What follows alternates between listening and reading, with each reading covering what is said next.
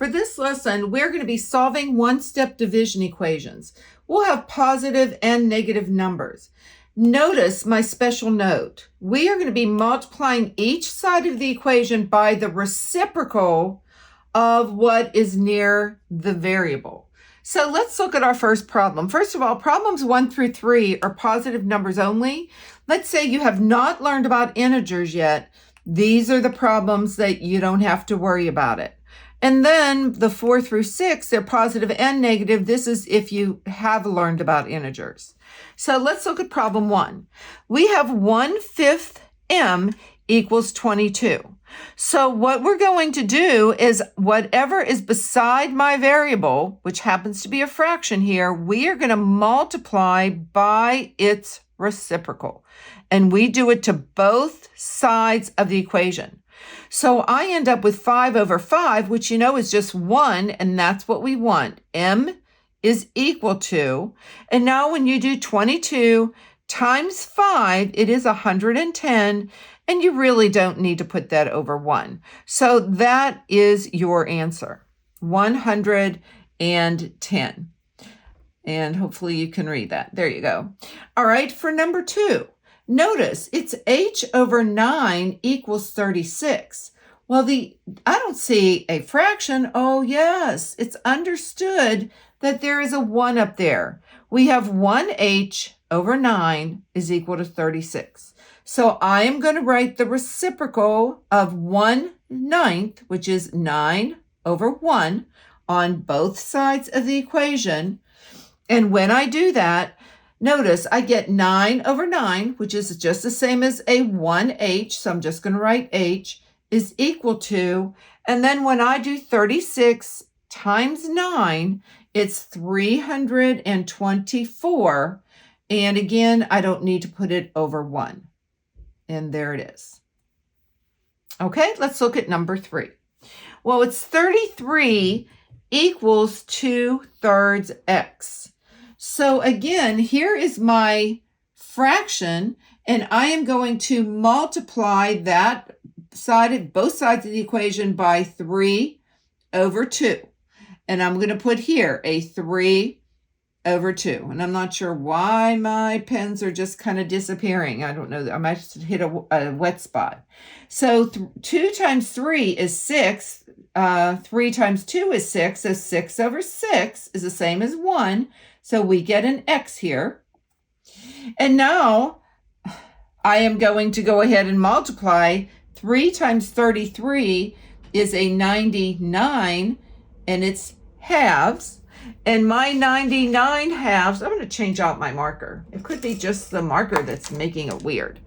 Okay, so my 99 halves is going to be equal to, x will be equal to a 49 and 1/2. And there is my best answer. Okay, so looking at our next equations, again, they're going to be positive and negative, so we're going to have to remember our integer rules also. So 4 through 6 is if you actually have worked with integers. So notice I have a 1/7 n is equal to a negative 28. Okay, well, whatever's near my n, I'm going to multiply both sides by that reciprocal. And notice I get 7/7, which that's my goal. I get a 1n is equal to, and notice I have a negative and I have a positive. So I know my answer has to be negative, and it's going to be 196. Again, you don't need to put anything over 1. There it is. Okay, for number 5, I have a negative 3 equals a 1/3 x. So I'm going to multiply by my fraction, the reciprocal, which is 3 over 1.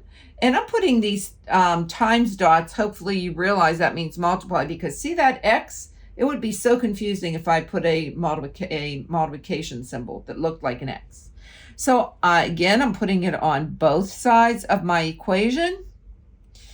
And when I multiply this side, 3 times a negative 3, 1 positive, 1 negative is a negative 9, is equal to, and notice this is 3 over 3 x, so that's just x. So x is equal to a negative 9. And looking at the last one, negative 3/7 equals 45. And I think I'm going to make that actually a negative 45. Okay, so negative 3/7c equals a negative 45. I'm going to multiply by the reciprocal of what's next to the variable, so it is going to be a negative 7/3. Very important that you remember this symbol. So we're multiplying that. And I'm going to multiply this side by a negative 7/3. It was the reciprocal of what is next to the variable. So when I multiply straight across, I get 21 over 21, and two negatives make a positive. That's very important. Your variable always must be positive. So if you end up with a negative variable in the very, very end, that means you did something wrong. Okay, so now notice we're going to multiply negative 45 times a negative 7 over 3. So I am going to put that guy over 1 now. And two negatives mean the answer is going to be positive. So 45 times 7 is 315. And we have 315 thirds. Again, two negatives mean our answer is positive.